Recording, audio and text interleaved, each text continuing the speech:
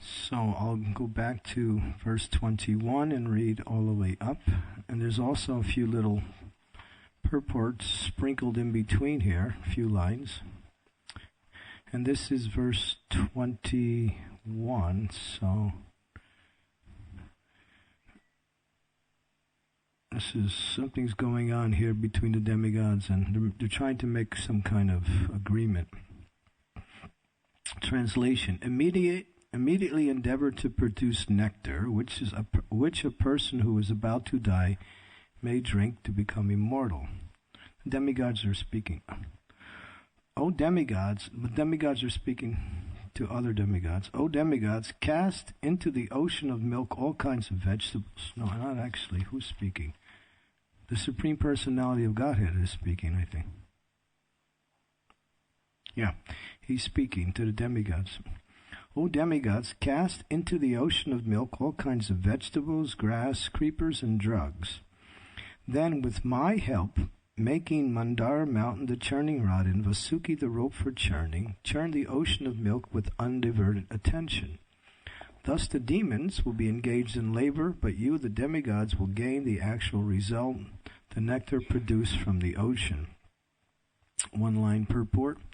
It appears that when different kinds of drugs, creepers, grass, and vegetables are put into this milk, and the milk is churned, as milk is churned for butter, the active principles of the vegetables and drugs mix with the milk, and the result is nectar. You want to try that? Okay, see if you can get some grass and some milk and some drugs. I don't know what drugs you should get, but that's what it says. Bhagavatam. Okay.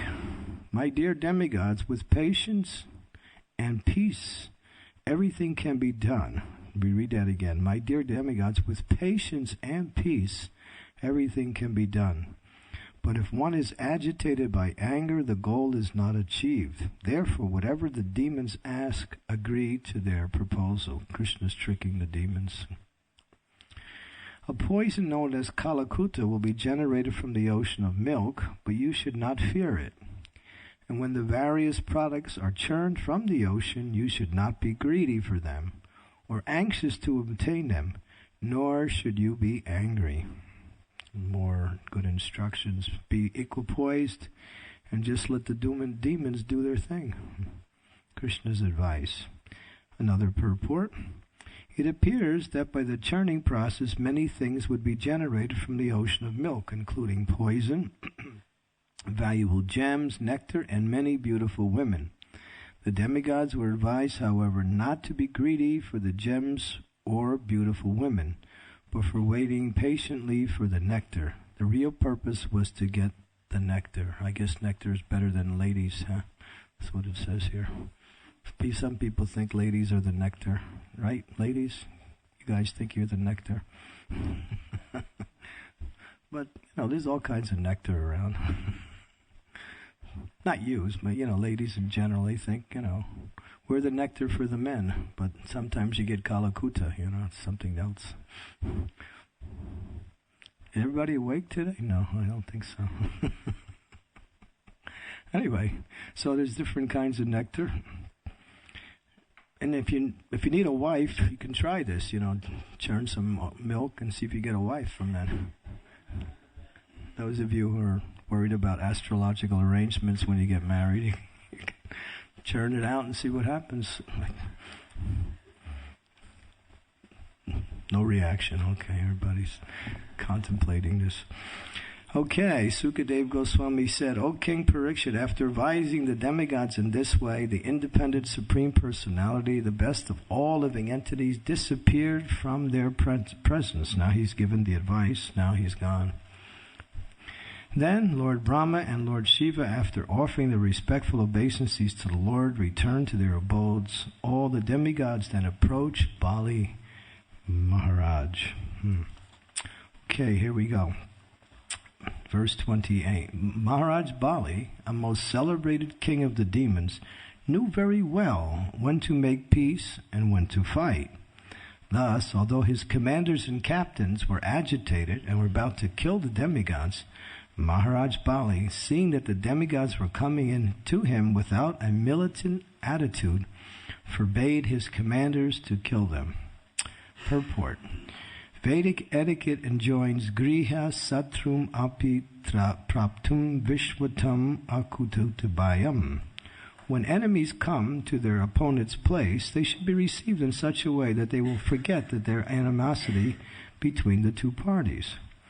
Bali Maharaj was well conversant with the arts of peacemaking and fighting. Thus he received the demigods very well, although his commanders and captains were agitated. This kind of treatment was prevalent even during the fight between the Pandavas and the Kurus. During the day, the Pandavas and Kurus would fight with the utmost strength, and when the day was over, they would go reach each other's camp as friends and be received as such. During such friendly meetings, one enemy would offer anything the other enemy wanted. That was the system.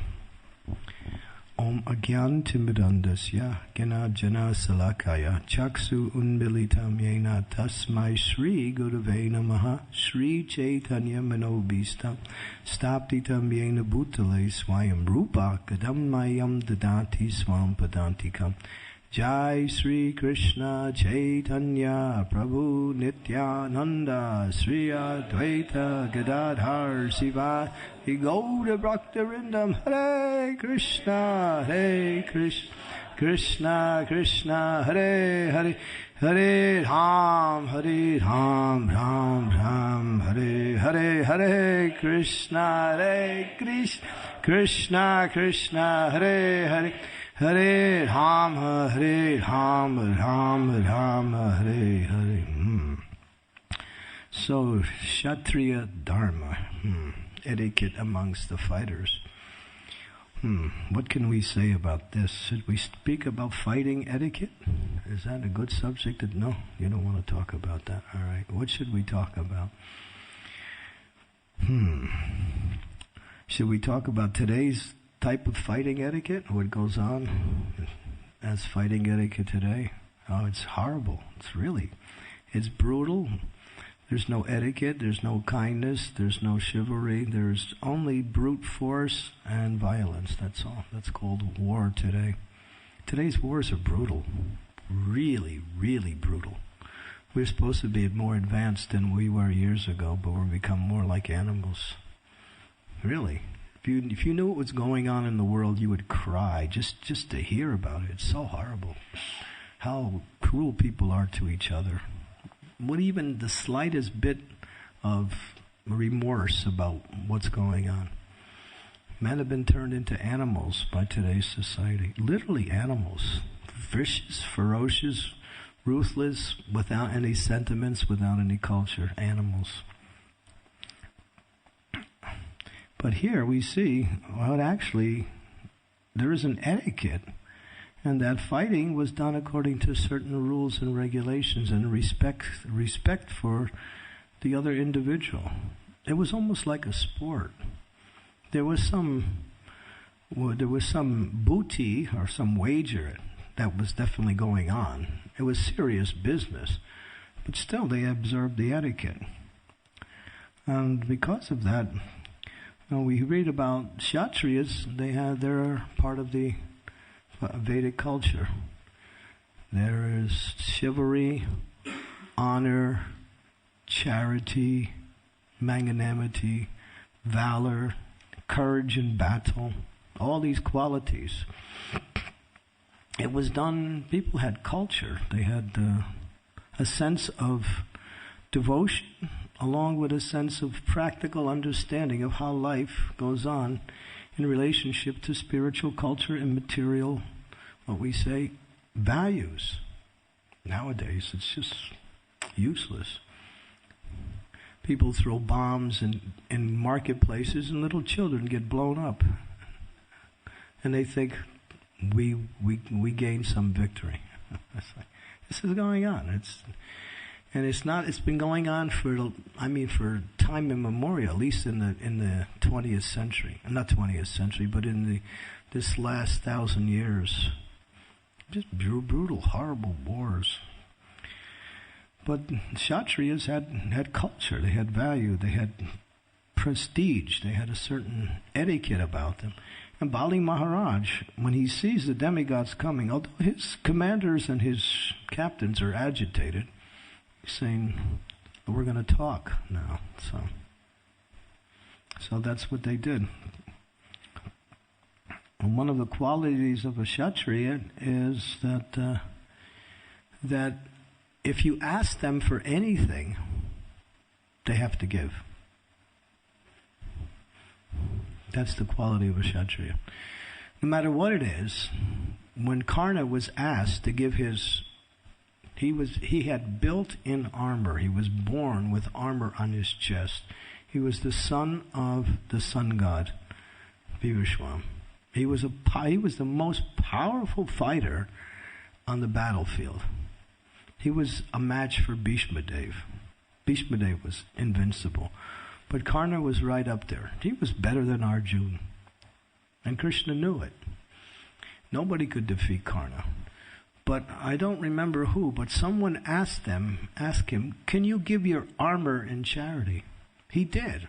He cut the armor out of his chest and gave it in charity because he was asked. That's the nature of a Kshatriya.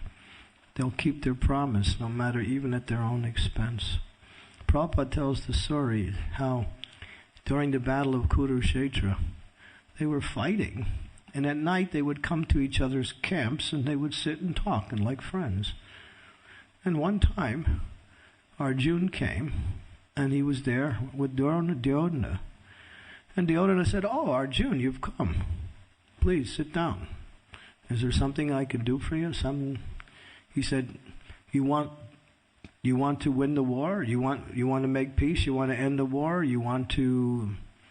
He was telling him, whatever you want, we'll give you. This was Duryodhana. Duryodhana had no, he was known as envy personified, but still he was following Kshatriya Varna or Satya Dharma. And Arjuna said, no. Of course, that would be an insult to take that promise. He said, but I do want a promise. Actually, what happened before that is that Bhishma Dev was criticized by Duryodhana. You're not fighting to your capacity. You got sentiment for the Pandavas. Therefore, you're holding back your chivalry. That was an insult. Ooh, was that an insult for Bhishma Dev? Because, he was like a snake that got stepped on. Ooh, he was angry. He said, all right, tomorrow I will kill Arjuna and the whole Pandava army single-handed. He had the capacity to do it, too. And he said, I will kill the Pandavas. And he said, I have 5 arrows. You keep these 5 arrows, and tomorrow you give me these 5 arrows, and I will use these 5 arrows to kill the Pandavas. So Duryodhana had the 5 arrows, waiting for the next day to happen. And Krishna said, Duryodhana's got those 5 arrows. Arjuna, go ask him for it. So he did. When Duryodhana offered a benediction or a promise, he said, my dear Duryodhana, please give me those 5 arrows. Duryodhana didn't even hesitate. He gave those 5 arrows because he had given his promise that whatever Arjuna wanted, he would fulfill that desire. So the next day when Bhishma heard what happened, he was even more upset. And he fought so hard. In fact, the battle was going on. He was annihilating the Pandava army. And then he came at Arjuna. And it was a fight, and there was no match. And Arjuna, with Krishna on the chariot, he was losing. Bhishma was firing out and smashing the chariot. It killed his horses, broke his wheels. The chariot fell down. At that time, Krishna jumped into the fight. He had no choice. Kuntiya pratijanihi name bhakta pranashyasi. Krishna, he can break his promise. Some people say, Ram's really nice because when he says something, he does it. But Krishna, you never know what's going to happen. Because when he'll make a promise, and then he'll change it. You still want to worship Krishna? His cane is crooked. You see that? He keeps a cane and it goes like this. That means don't trust me. Not exactly like that, but it has some meaning. Anyway, Krishna made a promise. I'm not going to fight. That was his promise. But when he saw Arjuna was about to be killed by Bhishma Dev, he jumped down from the chariot, grabbed the chariot wheel that was on the ground, and came running at Bhishma Dev. He was so angry that he dropped his charger in the run.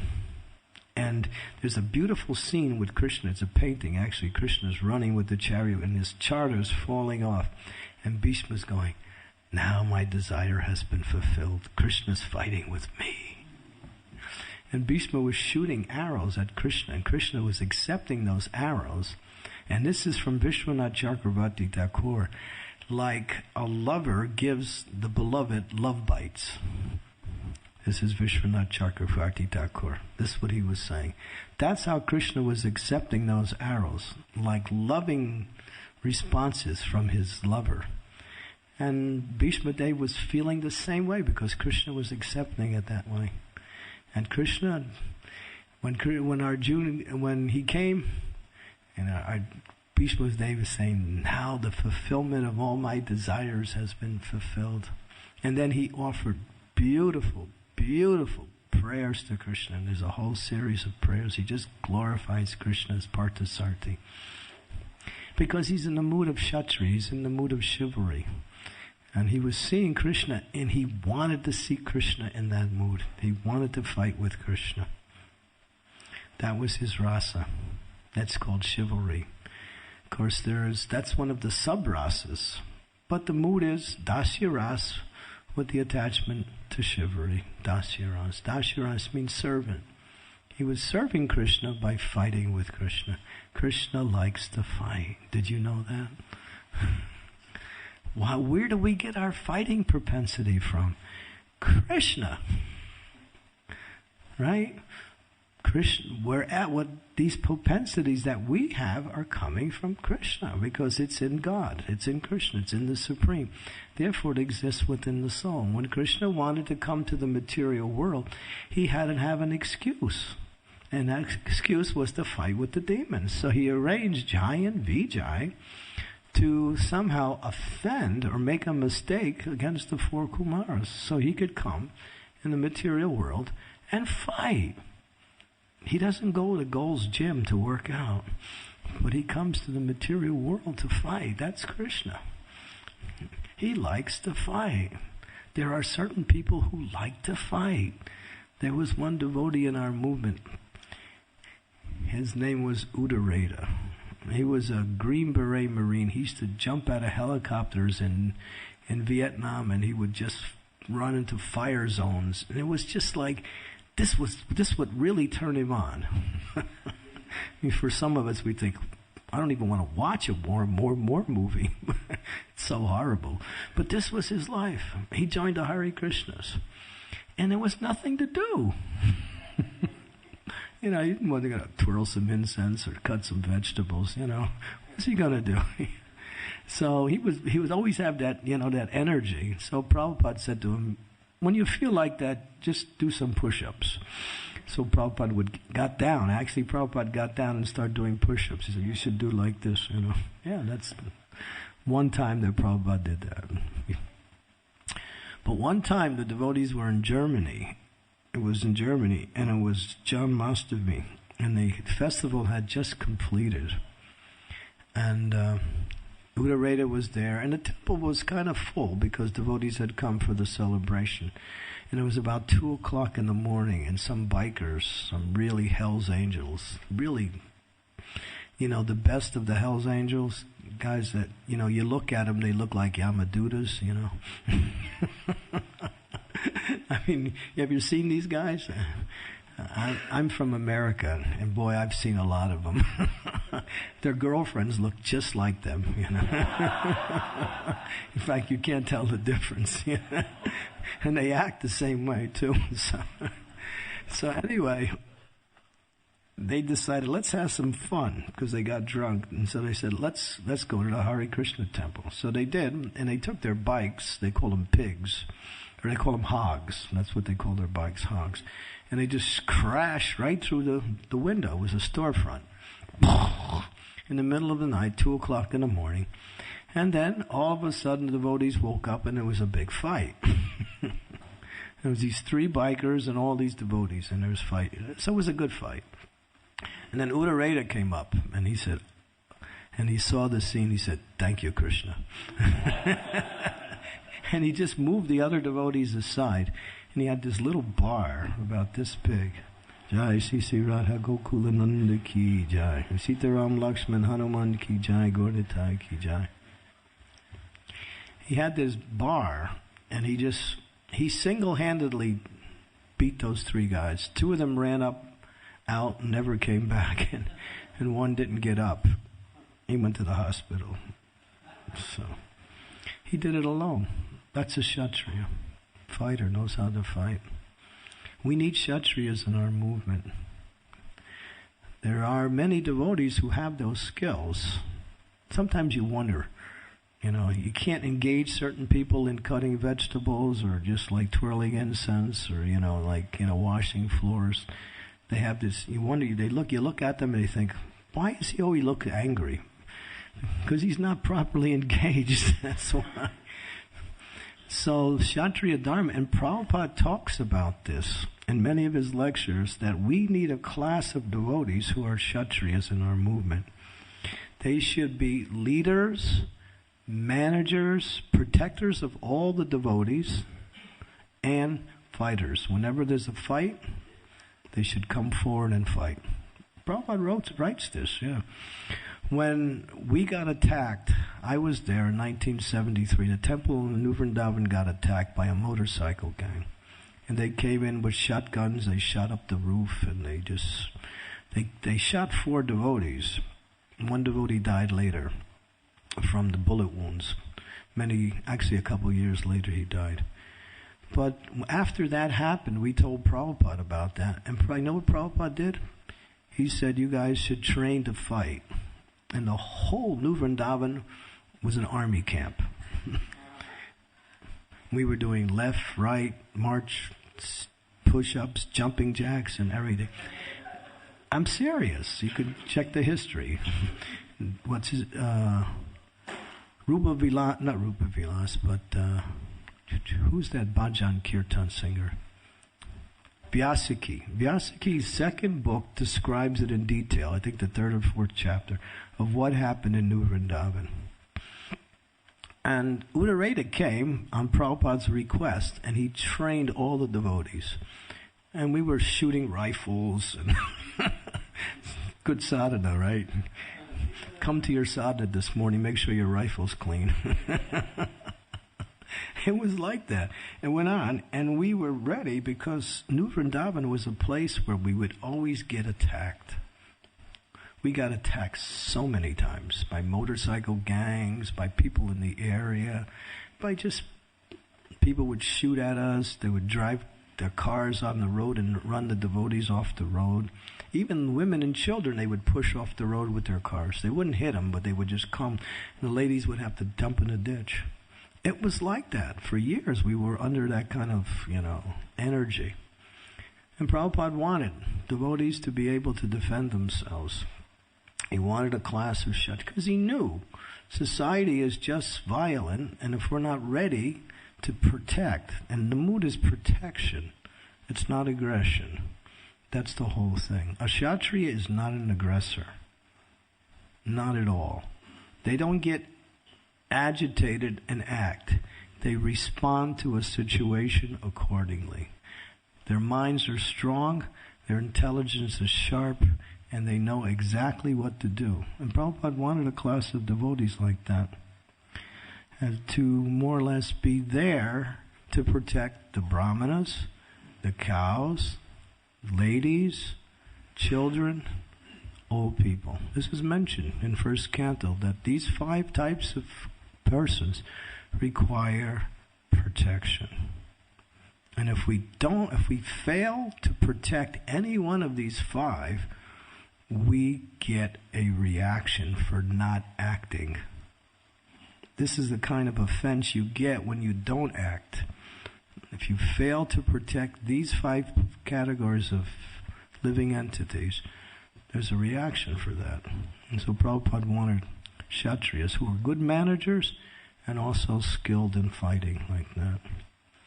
So there are many devotees who do have fighting skills, but it's not organized. I was in, Calcutta, and I was at the temple. It was not this year, but the year before. It was Gaur Purnima, just after Gaur Purnima, a few days after. And the devotees were telling me, just on Gaur Purnima night, we got attacked by a whole band of people wielding sticks. They just came in and started beating up the devotees. It happens all the time, if you just do a little research around the world. So Prabhupada wanted what is called Kshatriya Dharma. Kshatriya Dharma is not only military, not only fighting, but leadership and protection. It's welfare. It's taking care of devotees. Kshatriyas are in the mood of, they're like how to take care of devotees. Make sure that devotees get whatever they need, all aspects of their life, material, spiritual. Sometimes we just put someone as a manager, and they have some managing skills, and that's nice. But a manager should be both a fighter and a protector. And Krishna says, Chaturvanya Mayasrisa Guna Karma Vibhat. I've created these 4 classes of men. These are my arrangements. So Krishna's created the Brahmin class, the Kshatriya class, the Vaishya class, and of course, in this age, everyone's Sudra.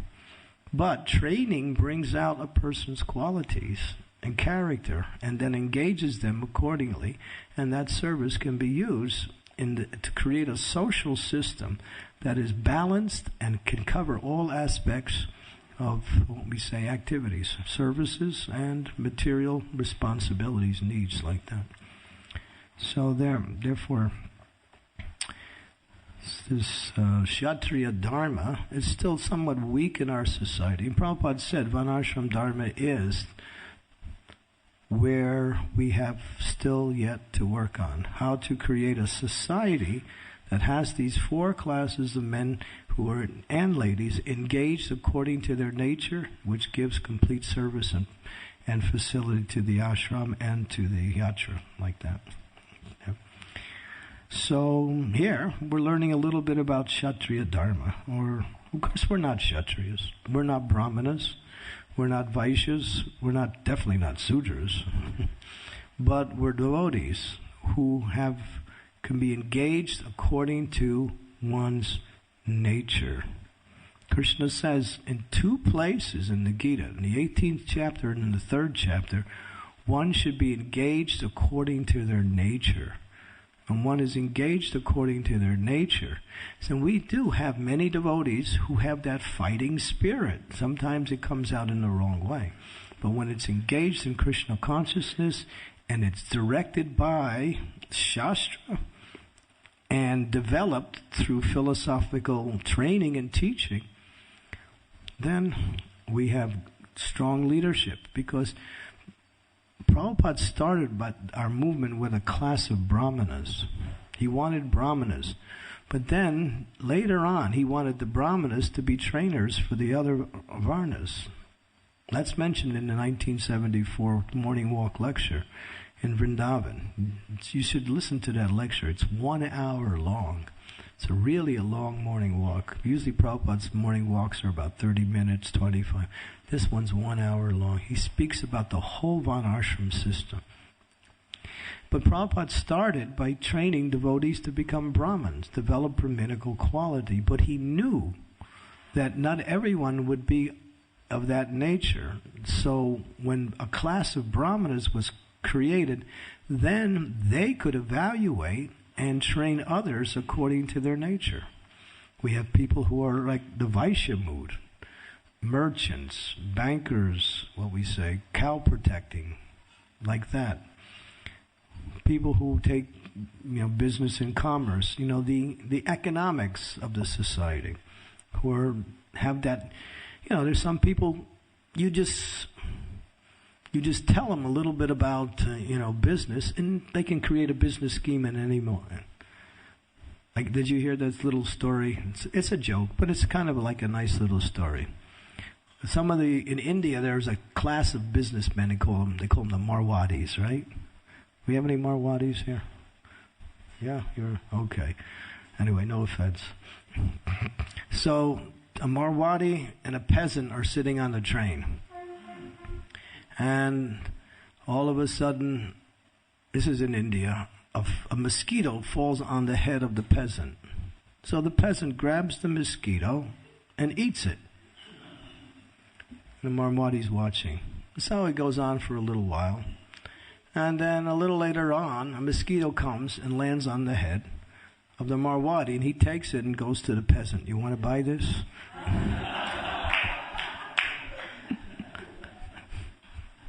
Business, huh? Got a good business mind. Always thinking, how to. So we have to, people have certain tendencies. It's just we can't neglect or reject those tendencies. If we do, we have a dysfunctional society. It's just, we need to. Okay, was all right? Okay, It's okay. Well, there's worse stories than that, but anyway. So this is what Prabhupada wanted, to have a class of brahmanas created, and then they could evaluate other devotees and see how to engage people according to their natures, their propensities, their abilities like that. And then people are happily engaged like that. And so we read in Bhagavatam, Bali Maharaj was a Kshatriya, but he was a Vaishnava also. Of course, he was born in a class of demons. He was the grandson of Prahlad Maharaj, but he had all Vaishnava qualities.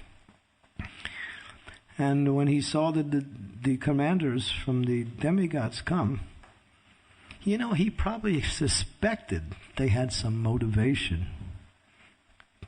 And Krishna told them what they should do, and he made a plan to trick the demons. Because in politics, you don't tell the truth. There's two places you don't tell the truth, in politics and in business, right?